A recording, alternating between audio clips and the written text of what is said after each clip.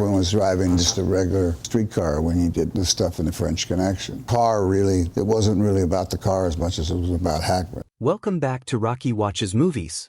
Today, we're taking a deep dive into the 1977 classic car chase comedy, Smokey and the Bandit. This film, starring Burt Reynolds, Sally Field, and the unforgettable Jackie Gleason, became a surprise hit that left a significant impact on pop culture. However, beneath the high-speed adventure lies a wealth of fascinating trivia and behind-the-scenes stories that even the most devoted fans might not be aware of. So, get ready as we accelerate through 20 things you probably never knew about Smokey and the Bandit. The inspiration for the film's plot actually originated from a real-life issue concerning Coors Banquet beer. While working in Georgia as Burt Reynolds' stunt double on the 1976 film Gator, director Hal Needham encountered the peculiar situation of Coors beer being extremely difficult to find east of the Mississippi River. This was because the beer was not pasteurized and required constant refrigeration, making its sale illegal outside of 11 western and southwestern states. After witnessing a maid pilfering the scarce beer from his hotel refrigerator, Needham recalled a 1974 article discussing the scarcity of Coors, which ignited the idea for the film's bootlegging premise. Despite his A-list status, Burt Reynolds' decision to star in Smokey and the Bandit wasn't without opposition.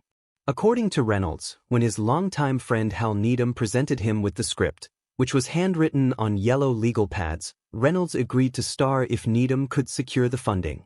However, Reynolds' friends were not enthusiastic about his choice.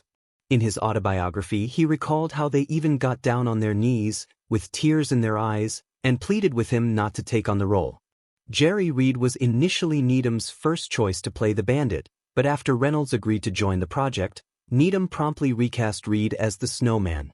Sally Field, who played the runaway bride Carrie, also known as Frog, accepted the role partly because she wanted to reshape her public image, despite her acclaimed performance in Sybil from 1976. Field was concerned about her appearance being criticized, as many people were saying she was ugly. When Burt Reynolds personally called her to offer her the role, she was surprised but saw it as an opportunity.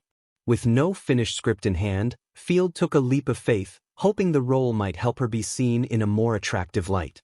The film turned out to be a fun, largely improvised experience that solidified her status in Hollywood. Hal Needham had ambitious plans for the film's cars but encountered a hurdle when trying to acquire them. After seeing a Pontiac Trans Am in a magazine, he contacted the company and hoped to get 6 of them for the film.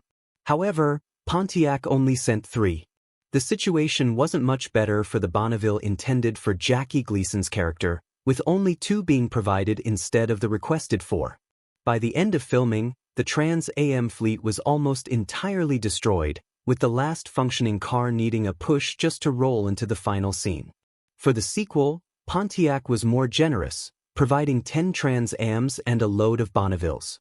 While the Pontiac Trans Am undeniably possessed a cool aesthetic, it required some additional assistance to execute the film's more demanding stunts. For the memorable Mulberry Bridge jump, the car needed extra power to successfully clear the gap. Although some sources have speculated that the vehicle was equipped with rocket boosters for this dramatic leap, director Hal Needham clarified in an interview that the Trans Am was actually outfitted with a modified engine by a NASCAR garage. This enhanced engine provided the necessary burst of power to make the jump appear so spectacular on screen.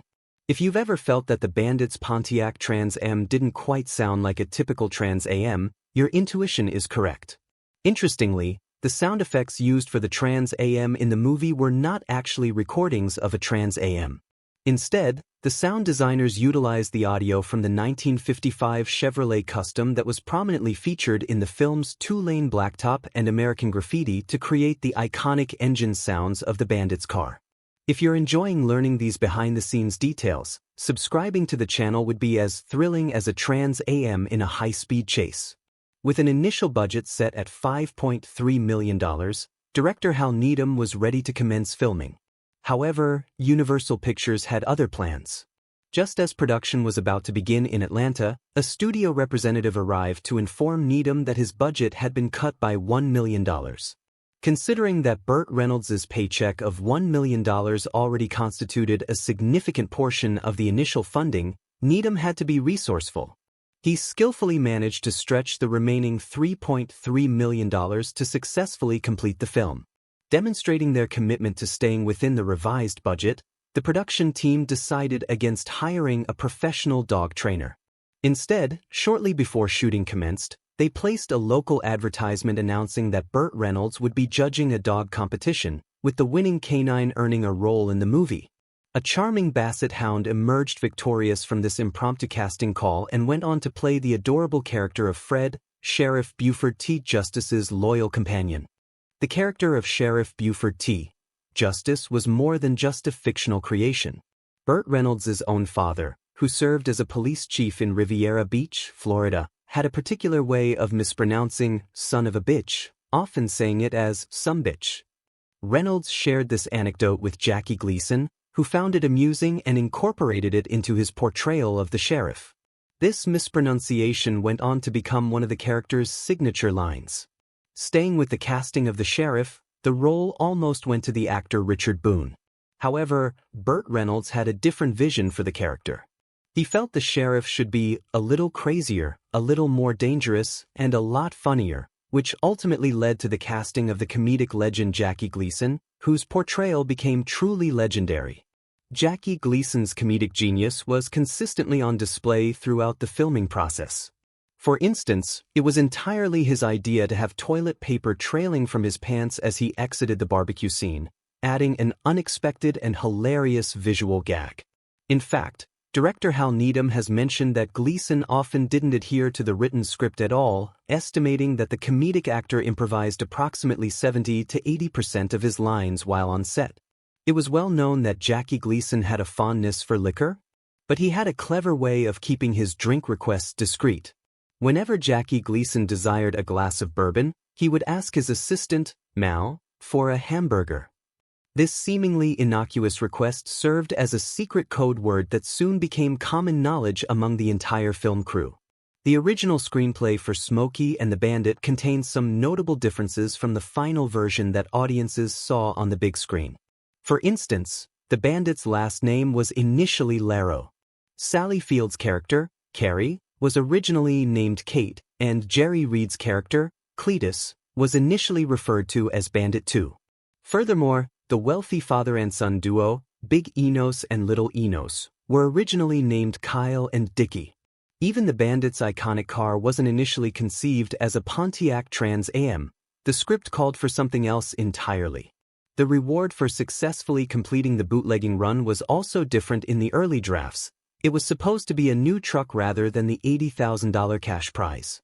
The addition of Sheriff Buford T. Justice's son, Jr., was entirely the brainchild of Jackie Gleason.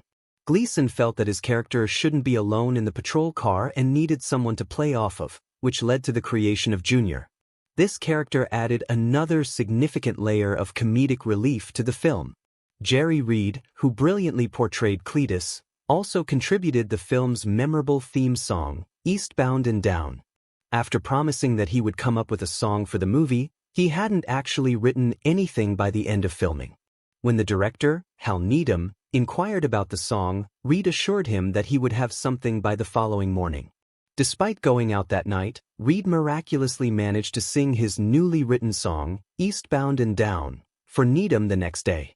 Needham was so impressed with the song that he jokingly threatened to kill Reed if he dared to change a single note. Interestingly, Alfred Hitchcock, the renowned master of suspense, developed a surprising favorite film in his later years, Smokey and the Bandit. His daughter, Patricia Hitchcock, revealed that every Wednesday, Hitchcock would screen films in his office, and Smokey and the Bandit was the very last movie he ever screened, indicating it was one of his favorites. The film achieved remarkable financial success worldwide, grossing an estimated amount of over $300 million.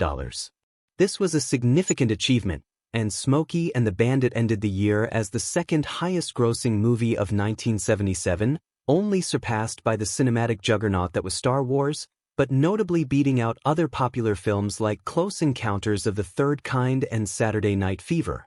Beyond its box office success, the the film also had a profound impact on popular culture. It not only popularized the Pontiac Trans Am but also significantly boosted its sales. Following the movie's release, for the first time in its history, the Trans Am outsold the Chevrolet Camaro. As a token of their appreciation, Pontiac gifted Burt Reynolds a promotional model of the car.